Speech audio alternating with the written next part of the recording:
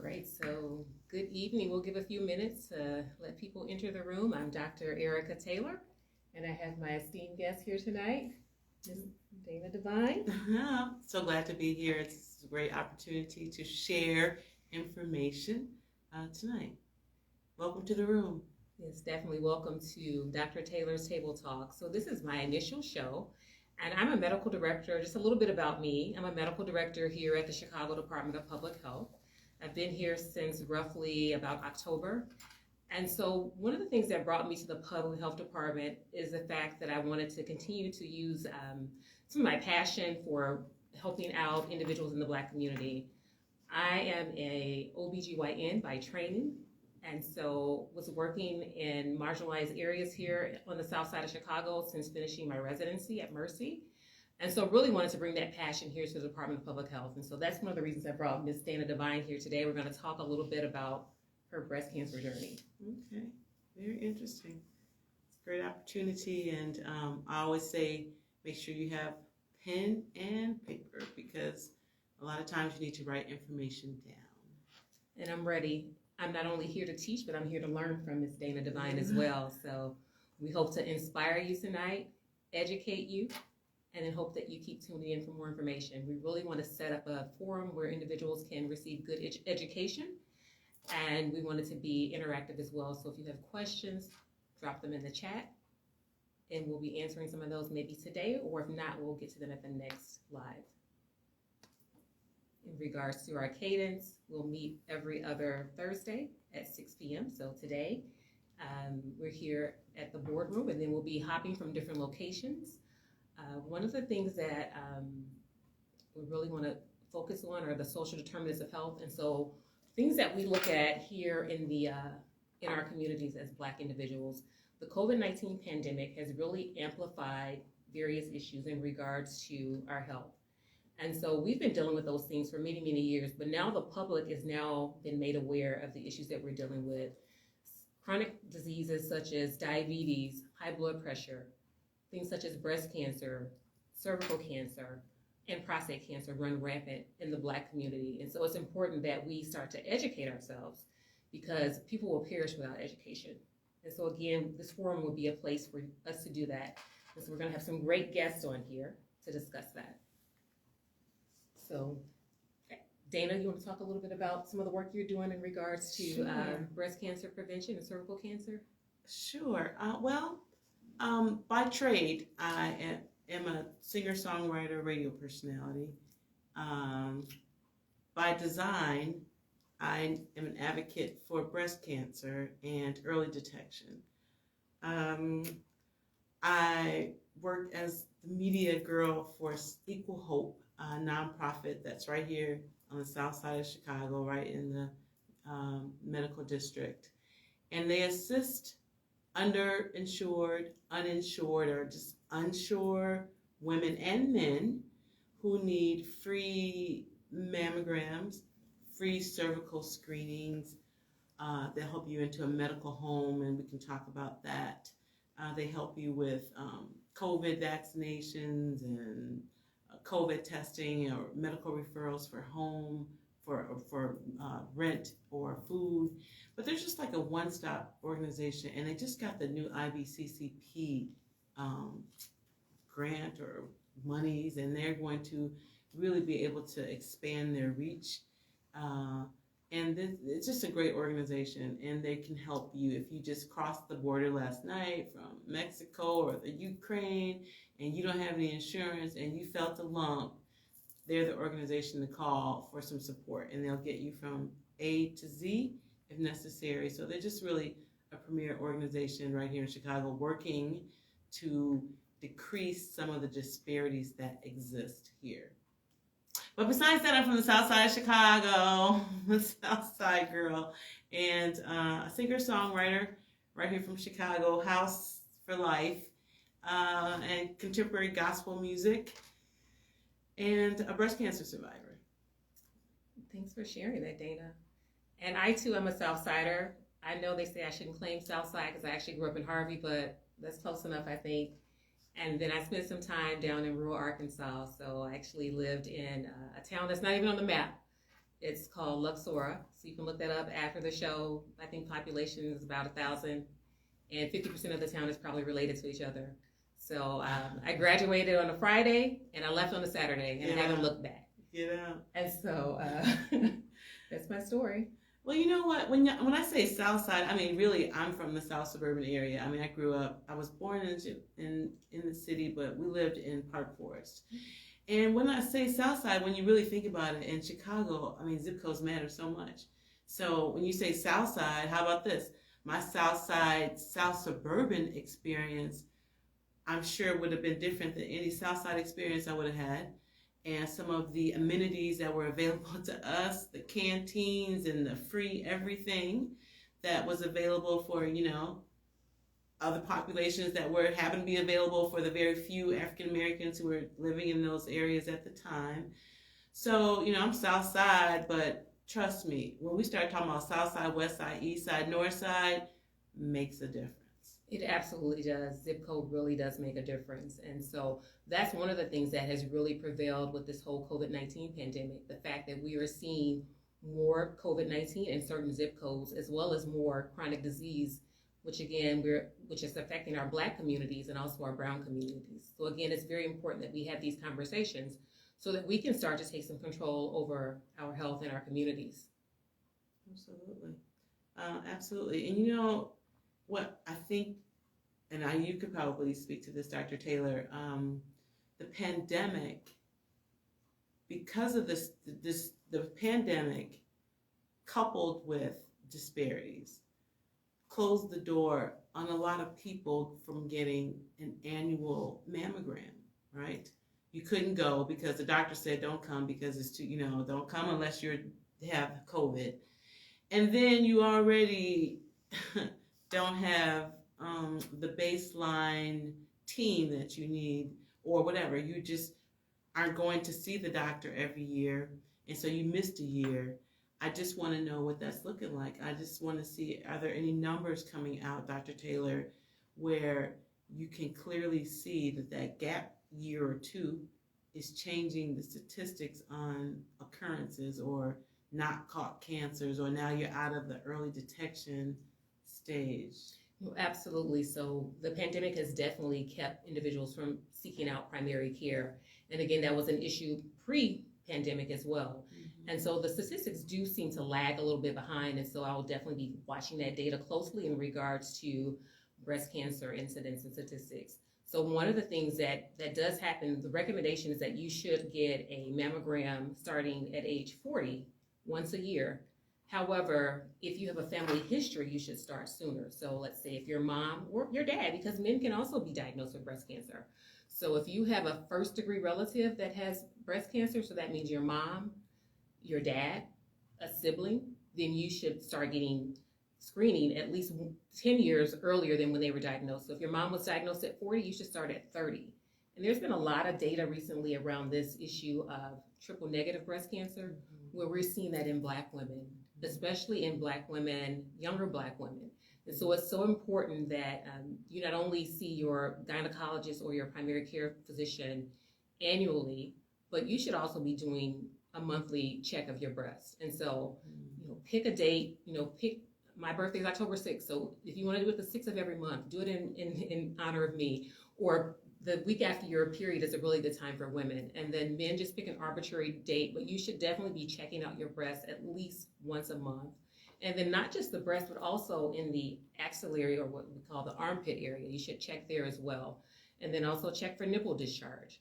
And so it's so important that we get that done. I can actually have a really good friend who was diagnosed with triple negative breast cancer. And the thing about it is that there is no treatment for it. And so basically, when you get breast cancer, it can be due to estrogen, progesterone, or another receptor. And so in those individuals, all of those things are negative. So it makes it very difficult for them to be treated. So. Yeah, that's very unfortunate. And you are so right that, if you're under 40 and you feel like there's no history of cancer, and most people will say that, even though I don't want to start giving out numbers, but statistically, 30% of breast cancers found are not hereditary. I think that's the number. I should have brought my sheet. Are not hereditary. So you're used to saying, well, it's not my family. And unfortunately, if you're not paying attention, and nobody is explaining this triple negative young Black women, we have got to pay attention. And really, you are the only defense that you're going to have for that one if you're under 40, because the recommendation won't be for you to have a mammogram until you're 40. So, and if you're under 40, and it is a very aggressive cancer, that if you have to check yourself regularly and go to the doctor regularly, that's important. Because I mean, honestly, I didn't really check myself regularly. Just to be honest with you, I wasn't, a monthly check my breast girl. I, by the grace of God, and I'm a Christian, and the Lord revealed it to me in a different way, but it wasn't because I was checking regularly. Okay. So I would say that one advantage of going to the doctor annually is that if you're not a regular checker and your doctor is checking you regularly, then a year is a long time to wait, but you still might be early, in an early detection stage. And at least if you go every year and your doctor says, oh, wow, something changed between last year and now, it wouldn't be like 3 years from now, where that makes a huge difference. Time matters in cancer. And, that triple negative is very aggressive and it's very fast. Can you tell us more about your diagnosis, Dana? Sure. How that happened and how you found out by the grace of God? Yeah. So I had been going, because I have what a lot of African American women have, dense breasts. You may have heard that term. And so I think I had like my first screening in my late 20s, just because they were just keeping an eye on me. I didn't have any breast cancer history in my family. And one day I'd gone for a regular mammogram. I was over 40. And they said, well, come back in 6 months. We just want to keep an eye on you. And 4 months later, I was just doing a regular shaving for the summer type event. And I was like, golly, did I just feel a little no. So I checked again, and I was like, no, I didn't. And that must have been over the weekend. And I was calling to schedule my mammogram anyway. And so I called my OBGYN to schedule my regular pap smear, because you do those every year as well. And I said, oh, I thought I felt something. And she said, oh, your doctor, you can't really come in until January. That's what she said. And then she said, oh, look, he just opened another day on Tuesday. And he wasn't supposed to be out of town. Can you come in Tuesday? I was like, okay, sure. So Tuesday came around, and I don't know. When I look back at it, I just see God all in it. I had a 2:00 appointment. I was running late to Northwestern, and I think I rolled up at 1:55, thinking, oh, I'm going to be late. And there was a spot at the front door. I was like, oh, look, Lord, thank you. Because, I was running late, got in there, got into the, you take your ultrasound or whatever I was doing. And I remember it was a 4:00 zone. I had to be out by 4:00. At 2:00, it doesn't usually take that long. I've had plenty of mammograms. And at 3:40, I was still there. And I remember thinking, well, why am I still here? She said, well, we want to just do an ultrasound while you're here, So I had to get dressed and go move my car and come back. And she said, did you get a ticket? I was like, no, I made it. She said, oh, good, because I would hate to add insult to injury. I was like, what? What did you say? And she was like, no. So she said, yeah, so anyway, we did the ultrasound. And the long story short, it was cancer. And that was the beginning of the journey. However, I say to everyone listening, early detection is the key. You got to go find out. I had been there 4 months before. It was a little knot. I thought I felt it.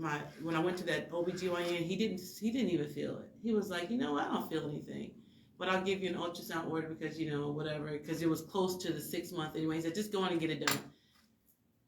So in regards to your diagnosis, did they catch it early? it was early. 2A. 2A. And what was your course like? Did you have to have surgery, radiation? I elected for a double mastectomy. And only because, let me tell you why. I do want to know why. Because tell us what your options were, first of all, and then tell me why you chose that option. My options. You know what? I wasn't the girl with like this when I heard it. You just don't even hear it actually. So this is where I think the Lord comes in. He gives you a team. So you rely on your team, and you hope you have a team that is serving the Lord too, and that they're listening to him and instructing you. So my team, who I was very confident in, what the first thing she said to me, she said, "You're going to live." And I tell her all the time now, I was like, you don't know what music that was to my ears. She said, "You're going to live." And so that was the first thing out of her mouth. So, that kind of set me up for a little success there. Absolutely. Yeah. So, I didn't do a lumpectomy or any of that because you had to go get an MRI. And I didn't want to get in the machine. So are you claustrophobic? I mean, I don't know, maybe, but the thought of being in that machine was not attractive. And if you had the double mastectomy, I didn't have to get in the machine. Okay. So I was like, you know what? I'll take that. I'll take that and no MRI. How about that? Okay. And I honestly think it's a good decision because in my treatment, I did see a lot of one side to the other side. Okay. So, just so that I can sleep well, I think that, to elect to just have a bilateral mastectomy, I call it the Angelina Jolie now. She definitely made it popular. Is a good idea. It's a good way to get some rest at night. And did you have to do any chemotherapy? I did. I did 16 rounds of chemotherapy. And, it wasn't a picnic, but I don't know, somewhere I read that, and the little research I did do, a woman was like, and I just worked out and so I just worked out and I was juicing, and the idea was just to get it out, the chemicals out your system as quick as you could, however you can. Juice it out, sweat it out. And, that 16 rounds, it was, it wasn't a picnic, but I think somehow after 8, you start seeing the light at the end of the tunnel, You start saying, okay, 7, 6, you start counting it down. Okay, 4 more, 3, and then it's over. Okay. And so I know a lot of people are scared of chemotherapy, and I know that it does make a lot of people sick. And, I think I was nauseous the first round, but, it will save your life. Absolutely. And a lot of people are scared of it. Chemo is not the chemo it was 40 years ago. So while people are perpetuating tales of old, please don't let that scare you from getting anything done. And I will say this, I'm a firm believer in the Lord. And I remember at the time of diagnosis, a good friend saying, I know you're going to trust the Lord. You're not going to do all that chemo, are you? You're going to God's going to bless you. He's going to heal you. And I'm like, yes, he will. Won't he do it? Yes, he will. Yes, he will. But I'm going to see the doctor. I'm going to follow the doctor. And because won't he do it? And so actually my doctor was a Christian. Okay, and that helps. And he also gives us 5 senses. And so I think that's good, definitely proceeding with the chemo. Yeah. How were you as far as your fatigue and I know you mentioned that you were exercising and juicing. Yeah. How did that work? I call it day 4. I guess, I was on a weekly regimen. Okay.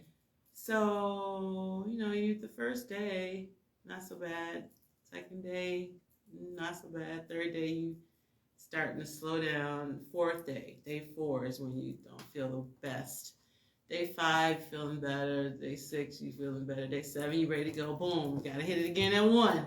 Day 1, day 2, day 3, day 4 is the worst. Day 5, you're feeling better. And you do that 16 times. I mean, you just got to get your mind right. And and get some rest. And I didn't have a lot of activity. I kept make sure I was almost like in a pandemic. I didn't have a lot of germs around myself. I didn't wear a mask, but I didn't have a lot of people in my house. I didn't engage in a lot of social activities. I know some women are affected by like just going through the double mastectomy as far as like having your breast removed. Like, did you end up going to like, did you do implant surgery or prosthetics? Okay, of course. Excuse me. That's so unpopular. Oh my God. I'm fine, ladies and gentlemen. Vaccinated. 2 shots and a booster. I think that's more allergies. Something is like bothering my nose. The question was, I did have implants, and the truth is, when I first got the implants, I remember I was like, throw some D's on that, throw some D's on that, throw some D, I thought I was like, okay, what's this gonna look like? I'm thinking doubles. I was going for it, and that first glimpse after you remove those bandages, you're like, well, wait. Then I reminded myself, I did not have a cosmetic surgery. I had another type of surgery that included the cosmetics guy. So it wasn't quite the same result that I would hope for. And I'm gonna be honest with you guys, I had problems. I had a lot of infections, and that was post. And you know why? Because I was doing too much. Like the kids said, I was doing too much. I was trying to have the surgery. I was trying to come home with some breasts. I was doing too much. And you have to let your body heal. Because your body is like, what is this? I've been like this, foot and no, get out of here, no. And so my body it was just too much. So it was kicking out the implants. I had infections but if I could do it again, and somebody told me this, she said, let your body heal. I was like, no, I have children. I don't want to come home like that. So, but if I were to advise somebody else, I would say heal first and then go back and do that. And then you'll have a better outcome. I know you mentioned your faith, and I know that's very important, and you going through chemotherapy, sounds like you had a very supportive family as well. Mm-hmm. Did you undergo like any type of therapy or anything like that? Was that something that was offered to you after the diagnosis? It was, but I was very African American about it. And I said, no, I don't need that. Oh, no. But you know what? Guess what? I needed that. And probably still could use it. And I'm, so shame on me for not doing a lot of the services that were offered, like the masseuse. But then it was just so tight. I was like, no, it was more painful than relaxing because I was tight and that hurt. I was like, oh no. But the counseling, highly recommend it. And everybody in my family probably needed to go to. It's a lot to, I think, unpack. And I think really, like you talk about it in jest, but really in the African American community, we do have a lot of individuals that are apprehensive about therapy or, let's pray it away. And not to take anything away from faith, because I think that's very important. Mm-hmm. But I think sometimes we have to couple that with maybe a session or two of therapy, a little bit of Jesus and a little bit of Prozac. Sometimes you need a little bit of both. Mm-hmm. And so really, I think, we have to destigmatize the thoughts around mental health and therapy. And so we actually will have some future topics with some mental health experts. There's an individual, Mr. Jordan Spitz, who he does spoken word, and he has a movement called How Men Cry. And so really also addressing it like in men, because it's like, we always have to be like, oh, I'm the strong one, or that whole strong Black woman image, and really like we need to take off our cape sometimes and get some help. Absolutely. And just on that male tip, I know personally 5 male cancer survivors right here in Chicago. So you got to figure if they're saying an average of 2,000 are diagnosed across the nation annually, and I know 5 that I can pull off my phone. I don't know what that means, but for me that means something. Oh, absolutely. Because that's a high percentage for me personally to know out of the nation right here in Chicago. Well, that's so true. I can think back to medical school, and I actually, one of my general surgery rotations actually did breast, and was just very fascinated with the whole field. And so one of the patients that I had very early on was actually a male with a breast cancer diagnosis. And so really it does happen. And then we think about some of our stars like Richard Roundtree. For our old school people, he played in Shaft, and Matthew Knowles, Beehive. Beyonce's dad. So you Beehive fans. Mm-hmm. So again, it's so important. So it's not just family history, but we also have to look at the things that we're putting into our bodies. So things such as, our diets, not being active, obesity puts us at higher risk for cancers, smoking, alcohol, all those good vices. And so really it's so important that we start to kind of treat some of these things at the roots. And so we're going to have some topics on fitness. We may go and maybe join me at the gym one day. And so really we just want to make this a very active platform. And so maybe you guys can meet me at the bar, the BARRE, not the bar. And so really just in regards to men, it's important that you also are doing those exams as well. And not just breast, but there are other things. So in regards to the African-American male, I'm looking at things like prostate cancer. And so now, there's a simple blood test that we have to have done. And so really it's important that we implore our Black men to go out and get tested, because a lot of times we have that issue where it's like pulling teeth to get them to see the doctor sometimes. And then in regards to colon cancer, it's now starting to impact our community as well. And there used to be the thought that you should get your colonoscopy at age 50. Now they're saying 45. They were saying 45 for African Americans. Now they're saying 45 for everyone. So we can think about Chadwick Boseman, who was diagnosed, he was under 40, stage 3 colon cancer. So just so important that we start to just have those routine tests and just, phone a friend and just ask. If you have a sibling, just reach out to them. Have you had your mammogram, prostate? Have you seen the dentist? So really just doing a complete head-to-toe check and making sure that, we're being good stewards of this temple that we have. It's the only temple that we have. Got to pay attention, that's for sure. What are some first signs for prostate? So in regards to prostate cancer, so men will notice things such as urinating quite frequently. And so they start to develop like a benign prostatic, it's called hypertrophy, where the prostate gland starts to expand. And so they're sometimes getting up in the middle of the night. And so it's really important that they, they go out and get that checked out. And so there's a blood test called a PSA that you should have done. And then, in regards to cancers, prostate cancer is actually a cancer that, if you do get diagnosed with prostate cancer, your outcomes are usually pretty good. So it's just so important. Again, like you mentioned early detection is key. And so important. I liken it to like pests, right? I'm not quite sure what the Bible says about pests, but you got to nip pests in the bud quickly, right? If you don't address the pest quickly, it'll turn into a problem. So it's just the same thing. I mean, that's ants, any type of anything. If it's a problem, if you don't get to it, you just gotta get to it. Your health, and you just can't ignore those little signs for too long. They say if you have a symptom or a pain or something, a discomfort for over 3 weeks, then you need to be having a doctor's appointment. And definitely getting those things checked out, because I think sometimes, we like to self-medicate, or, we're going to just walk it out, or you're having a pain, it's like, I'm going to still go and work out. But just really just listening to your body and just having those things checked out. Because sometimes it could be a more serious underlying issue. Sometimes with cancers that have, spread, you can sometimes have, back pain and things like that. So it's just so important that you're getting those routine tests. And you had also alluded to Pap smears or cervical cancer screening earlier. And so in regards to that, women, starting at age 21, you should start getting a Pap smear. Those guidelines have changed. We used to do it every year. Now the recommendation is to do it every 3 years from age 21 to 29. And then once you hit 30, we then add on HPV, so testing for the human papillomavirus, which is thought to be the cause of cancer. So there's over 100 different types of HPV. Yeah.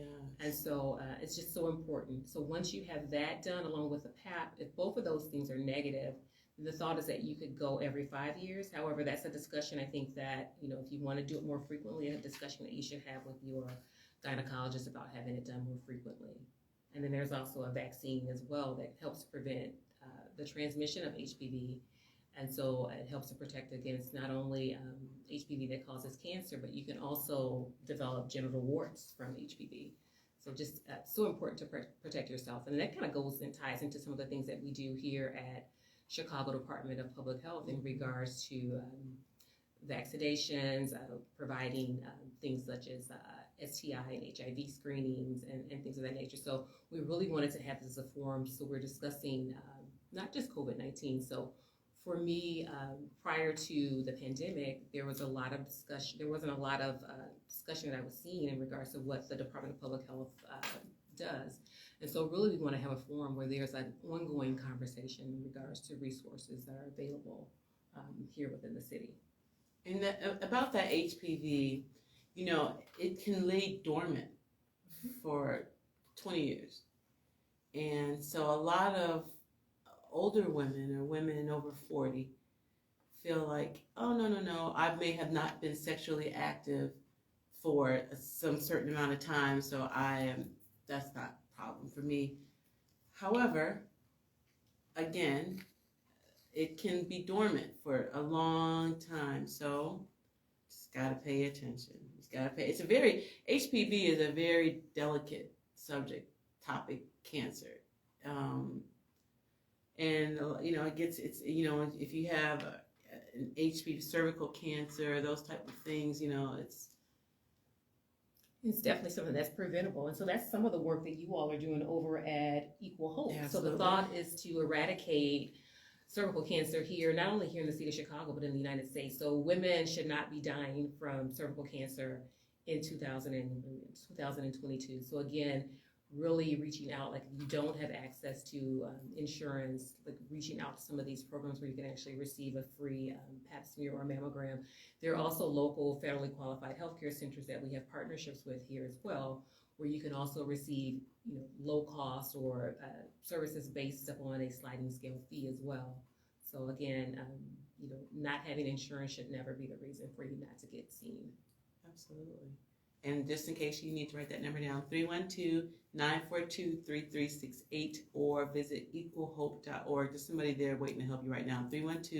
312-942-3368 or visit equalhope.org.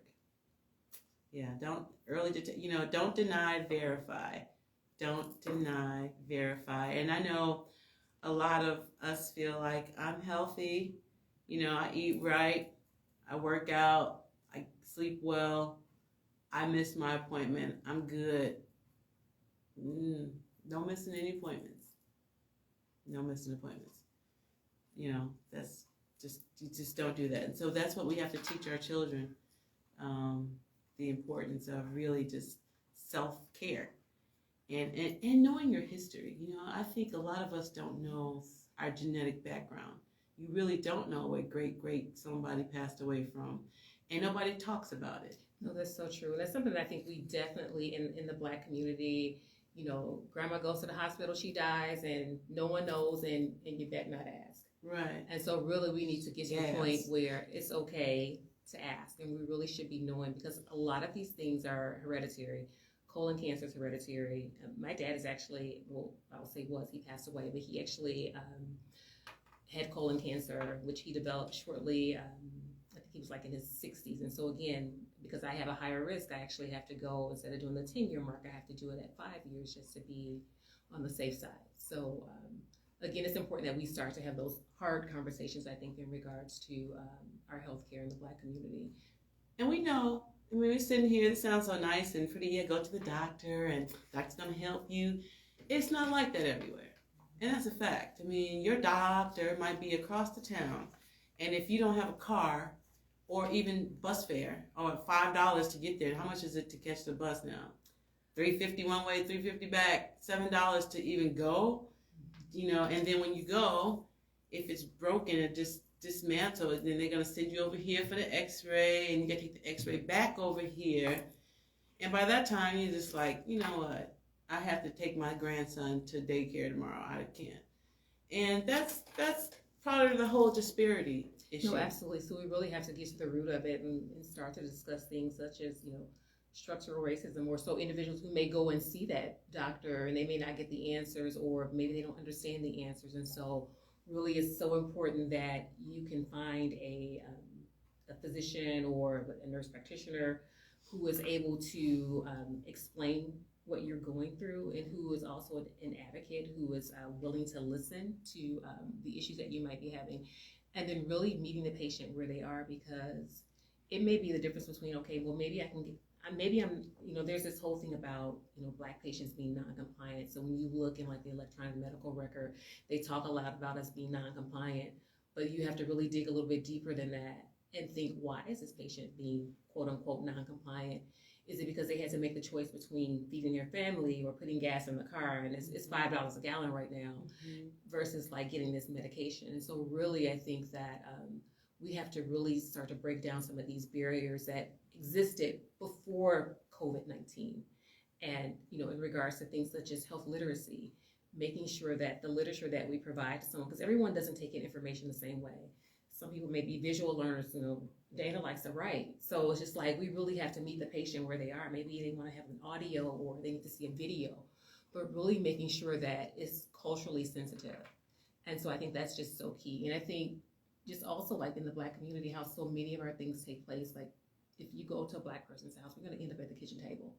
Even if we're not eating, it's like that's like the heart of the home. And so really starting to have some of these conversations, at the kitchen table, and thinking about how we can help to break down some of these barriers that we're having in regards to healthcare inequity. So that's one of the reasons why we're seated here at this table. So we want you to bring those issues to the table so that we can start to advocate for the health, overall optimal health for Black people here in the city of Chicago. I hear you said social determinants of health. Correct. Everybody, that's a new word. Everybody's talking about the social determinants of health. Can we break that down? Absolutely. So there are actually 5 domains which are included in the social determinants of health. And so when we talk about the overall health of somebody, we have to look at education. Do they have access to quality education? Do they have good schools in there? And again, this goes back to zip codes mattering. So having quality access to good schools that have books and teachers that care and things like that, and access to the internet and computers and things of that nature. Access to healthcare is also important. Not just access, but access to quality healthcare. And so that's key as well. So that's two. So and that quality, I just have to say, and so when you're looking for mammogram facilities, you do want to find a certified mammography center. Yes. And why is that important? This is what I'll say. It's for mammograms. I'm not taking anything away from the radiologist who is working at the corner, the community health place, except that cancer, which is specific, I think needs a specific eye. And that's where if you get to like places where she only looks at breasts all day for years, they see stuff that the girl who might look at feet and ears, and she's just not as special. It's not as specialized. So that's why, quality facilities are so important. Not saying, and not to just give us something. Give us the right machines. Give us the state-of-the-art mammogram machines, not the ones that they were 30 years old and don't pick up stuff. Right, and definitely things have changed with that. And it's also important when you're doing the mammogram that you're trying to do it at the same facility each year, or if you're having to change, let's say your insurance changes and you have to go to another site, being able to get access to those records, because it's important that, like, let's say they know that, like you mentioned, you have dense breasts. I have those too. And so maybe there's something they've been watching on that particular breast. And so if you have those images where they can actually do comparisons, that's really important. So you said education, social determinant of health. Correct. Access to quality health care. Economic stability. And so we're slow there, right? Absolutely. So we really have to level that playing ground in regards to in the Black community. The fourth one would be neighborhood and built environment. So really promoting things such as health and safety. And so the thing, we talk a lot about health, but sometimes in our neighborhoods, there's so much violence that you don't feel safe walking around, or you don't feel safe going into like the local mall to even take a walk around. And so really trying to create environments where we can safely do those things. So, and then, not to mention how dis-ease not at ease causes dis-ease. So that's why you want to be safe and feel safe, because if you don't, you're not at ease. And then, so your neighborhood and your environment, economic stability, access to quality health care, education. And then social, community, and context. And so what that is looking at things such as mental health. So decreasing our risk of things such as anxiety and depression. And so again, that goes back to that whole mental health piece. And so, seeing a therapist if that's someone that you feel like you need to see, or reaching out in regards to your mental health, and really. So there's a question in regards to colonoscopies. They wanted to know if Medicaid would pay for those. And yes, Medicaid would pay for a colonoscopy. And so if you are someone who has Medicaid, or if you have a family member that's receiving Medicaid, you definitely reach out to your physician about having your colonoscopy scheduled, especially if you're 45 or older, or if you're starting to have symptoms, if you have like issues, you seem like changes in your bowel movement, blood or the caliber. So you need to look. I mean, I know this sounds gross, but you gotta look in the toilet and check the toilet paper and make sure it's, it looks normal. It's not pencil-like. That's one of the things I think. It's not what? It doesn't look like a pencil, like skinny. So it should have a solid, like sturdy caliber to it. And so really, looking for things like blood. So that's one of the things I always laugh about, like my dad, old black man, he got up every morning, he had his cup of coffee, and he had his bowel movement. And he was going to and that was one of the things that was the reason why he caught his cancer so early, because he noticed a change in his stool. It's like, this doesn't look right to me. And so he went, and they actually caught it very, very early on, where he only had to have surgery and no further therapy after that. And what's the pencil like? So just looks, well, I guess I can draw it, but kind of just can't see it yet. Yeah, like a thin, like a string bean, like a very thin pencil-like structure. So basically, this for not wanting to get too gross here, but just in regards to like the caliber of like the colon. So it's going to be, when the stool is coming through, it should kind of look like the caliber of what your intestines look like. So there should have a little bit of bulk to it. And so, even when you're, having a healthy diet, it should float and not sink. And so really, it's like just making sure that you're, taking in like good fruits and vegetables, which is one of the issues that goes back to our social determinants of health. Like we say, be healthy, but we're living in food deserts and in areas where, we don't have access to quality fruits and vegetables and things of that nature. And that's a problem. And you know what? And I often say to myself, like my dad, who is from Arkansas, he grew all of his summertime vegetables and, they canned, and his friends did as well. So where did we stop? When did we stop eating fresh fruits and vegetables? And I mean, he lives in Inglewood, basically. My dad, had a place in Inglewood. I mean, when did we become so dependent on the canned goods? I mean, it's a rhetorical question. I'm asking myself the question, but it's a question to ask yourself, because I recall my father and his friends eating very healthy, lots of greens, and lots of greens out the garden. Peas. Do you remember having to like pick peas and do all that every year? Did you ever do that? No, but I remember we ate tons of beans. Okay. They got to the house, those crowded peas. But yeah. So there's a question about obtaining a second opinion. If the doctor says they can't, how do you go about getting a second opinion? So again, I think it's it's just so important that you really don't have to get permission from your doctor to have a second opinion done.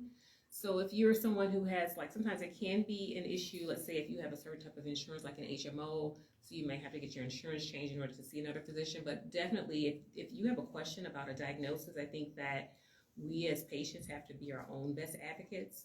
And so it's really important, if let's say you get a diagnosis that you're maybe not in agreement with, I think having a second opinion is something that you should definitely do. I think also, even starting with your physician, like you could say, hey, I'm really not certain about that. Is there someone else that I can talk to? Sometimes you could be able to get a second opinion even within that practice, or they may be able to recommend you to someone else, or even reaching out to friends and families members who may have had a similar issue, and they can maybe refer you to someone for a second opinion as well that they've had good success with. Did I get a second opinion? I think I did. You know what? I had a friend who knew a very prominent surgeon at an unnamed hospital, and she suggested I see this doctor, and she came highly recommended, right? So I remember going, and this is days after my diagnosis, so I'm a mess. And I made the appointment to see this reputable doctor at this reputable hospital. And I showed up on time, nervous still, just because, I just want another opinion at this point. And I remember she came through the door, and she knew my friend. My friend met me there. She came from another city. So we were sitting in the waiting room I've been almost like an hour and a half late, right? So now I'm a little unnerved because it's like, what is going on? So when the doctor finally buzzed through the room and acknowledged my friend, and they had a whole conversation about an event that they were all going to attend and their families all knew about, the doctor finally turned to me and said, so tell me what's going on. And I was like, well, they said, no, and the doctor was like, well, you don't know this. What about this? What about this? And what is this? And I was like, well, I don't know. I don't know about this, that, and that. And the personality of that doctor was that I walked out of there and my head was like, oh. So I called my first doctor, like, what about this? What about this? What about this? And my doctor was so cool. She's like, no, this is this, and that is that, and no. And I realized right then, that no matter how good the second doctor was, the personality wasn't going to fit with me. Absolutely. And so that wasn't going to work because I was about to go crazy. And then I got back to my first doctor who assured me. Absolutely. The breast cancer whisperer. And so I think it's so important. It's just like dating. It's like you have to interview, when you're looking for a new doctor, you have to interview them, make sure that it's a good fit, because, it's just like trying on shoes. You have to try on a couple of pairs sometimes to get the right fit. And so even if you're working with a doctor and you feel like it's not a good fit, you should feel comfortable to advocate for yourself, to say, this is not going to be a good fit, and to go and seek care elsewhere. And so don't feel like you have to be bound. And so really, in medicine, there's been this whole thought of like moving away from, there used to be very paternalistic, like it's like, I'm the doctor, I say you're going to do this and you do it. Versus like now it's more like looking at autonomy, self-rule, where you as the patient are actually, you're taking part in your care. And so you can go back and you can say, hey, I like this doctor better. And so really, having some say-so in regards to the care, just the way you mentioned, like they talked about lumpectomy versus doing the double mastectomy. Mm-hmm. So, they definitely could have said, okay, I think you should do a lumpectomy. Right. And, like she opted to do what she felt was right for herself at that time. Mm-hmm. And then the fact that with breast cancer is that when you have it in one breast, the likelihood of it reoccurring in the other breast is high.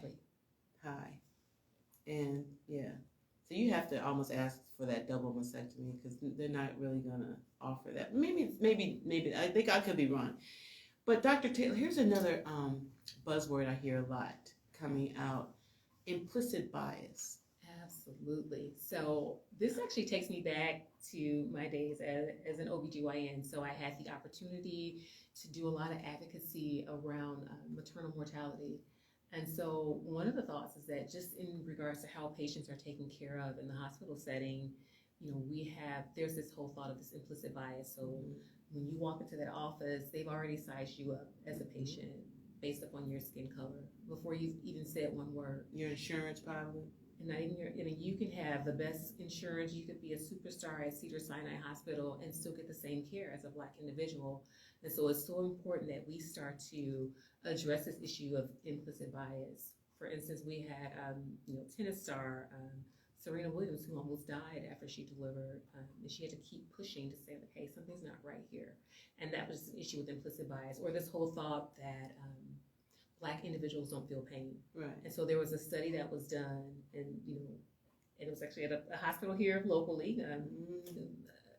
I'll leave it unnamed, but there was actually a study that was done which showed that Black women were less likely to receive pain medication, even though their pain levels were much higher than their white counterparts. And so again, this goes back to implicit bias. It also goes back to slavery. And so when we talk about the father of gynecology, Dr. Sims, who, when you go in to get your pap smear, one of the speculums is called a Sims speculum. Right. And so what he did to perfect his craft was he utilized slaves. And so the thought was that Black women or slaves did not feel pain.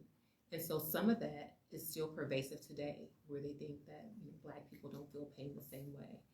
And so it's so important that we start to do more around implicit bias, not only for physicians, but also starting to capture our medical students. That's where it starts, I think, in medical school is where we need to start having implicit bias training. And I personally think it should be a part of like being able to be licensed as a physician. You should have to undergo some type of implicit bias or cultural competency training, because all patients aren't the same. And so really meeting us where we are.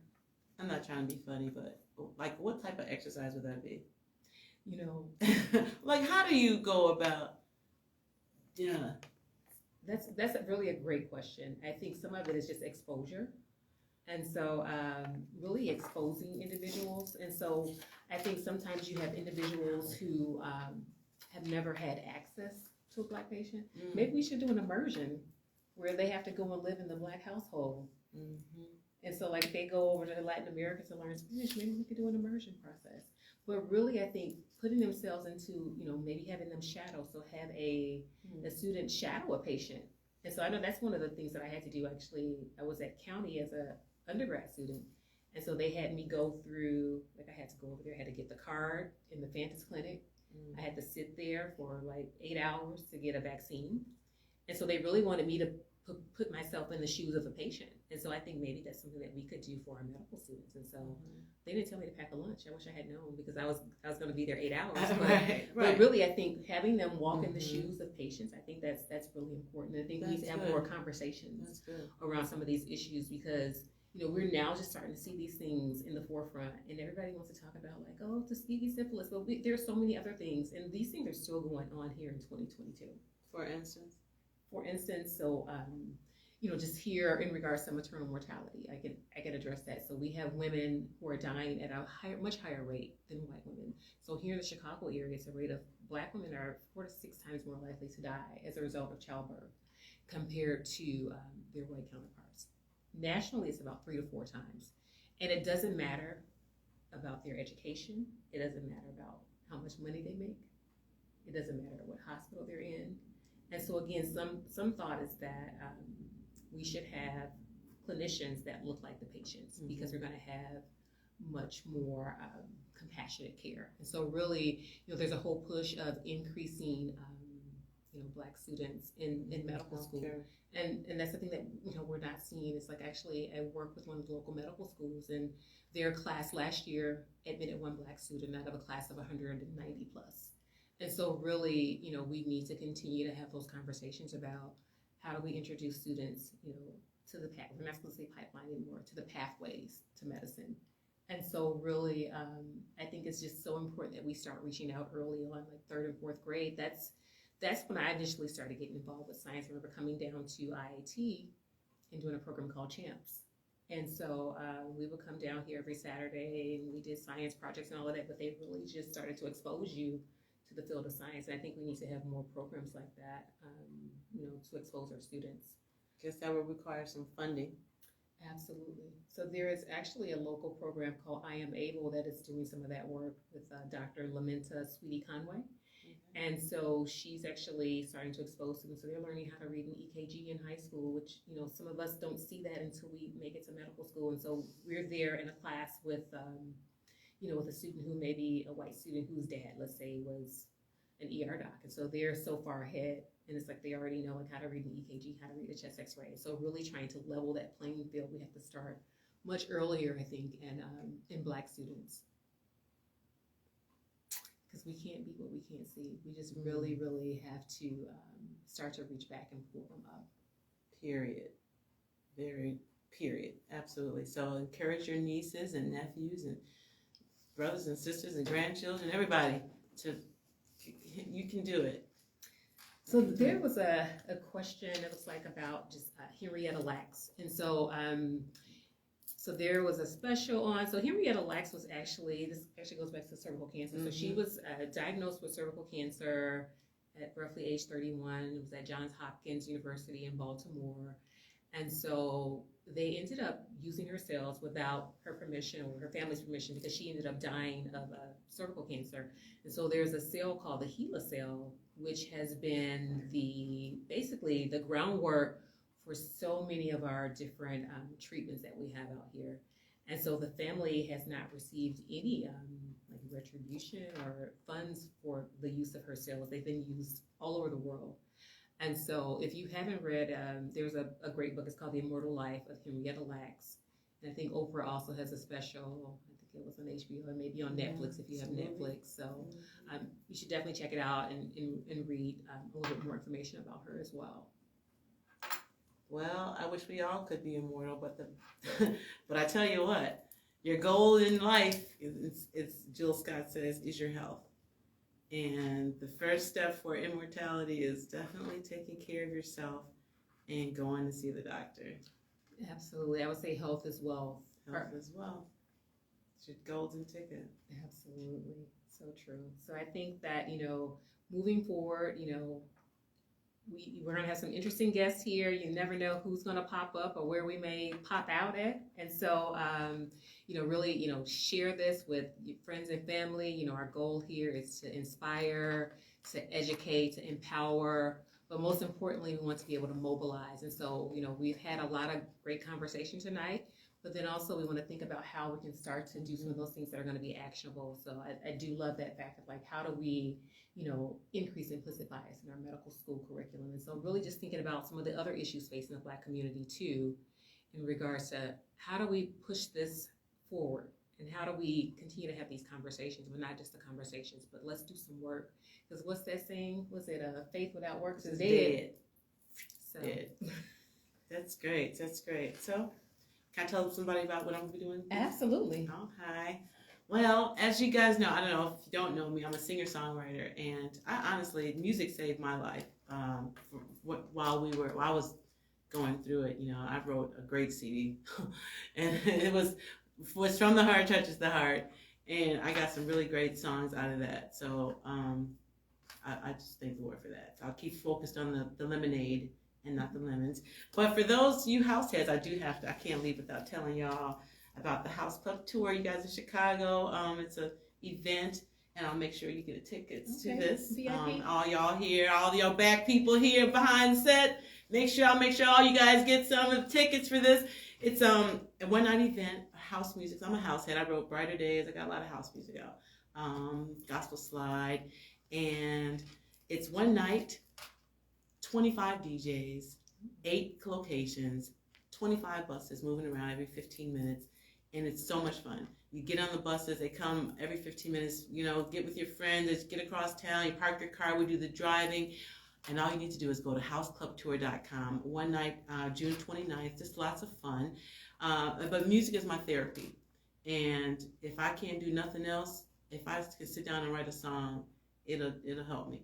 What was one of your favorite songs off that gospel album? Mine's All I Ever Need Is You.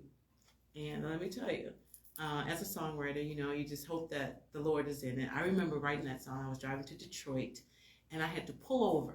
Because sometimes, you can sing into the phone. Sometimes I just wrote it all out. I don't need no remedy. I don't need no medicine. Your love is the cure for me. I can be whole again. I had not had no breast cancer diagnosis at this point. Okay. So it was just a prophetic. Wow. So for me, that song is my song, that the Lord gave to me. And when I feel a certain type of way, I can put that song and remind myself that He is in the saving and healing business.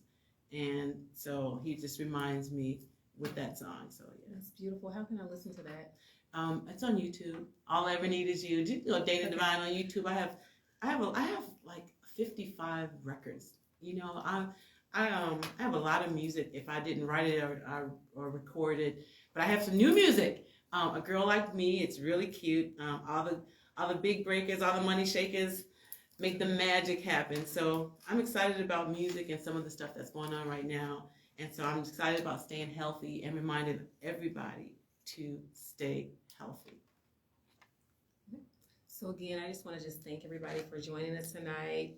I want to thank my special guest, Yes, Ms. thank Dana you. Devine. Thank you. And then we have some great people behind the scenes that you all didn't get a chance to meet today, but you will definitely meet them in some future episodes. We have Mallory Ledette and Bria Kelly, who couldn't be here with us tonight. And I also just thank the rest of the team here at CDPH for making this a reality.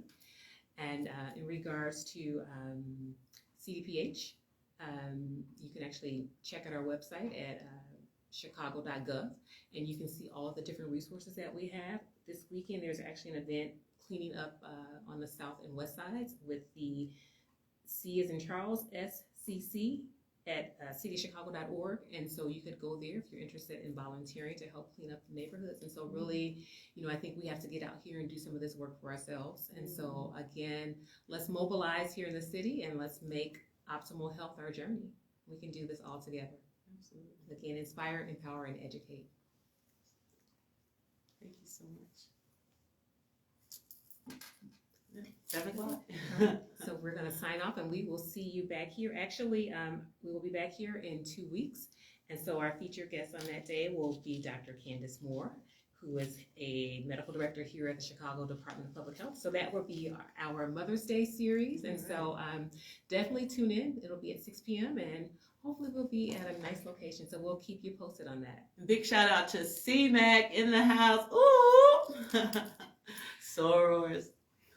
Couldn't leave you out. Absolutely. Thanks, Doctor. Thank you so much, David. I felt that. Beautiful. Thank you, ma'am.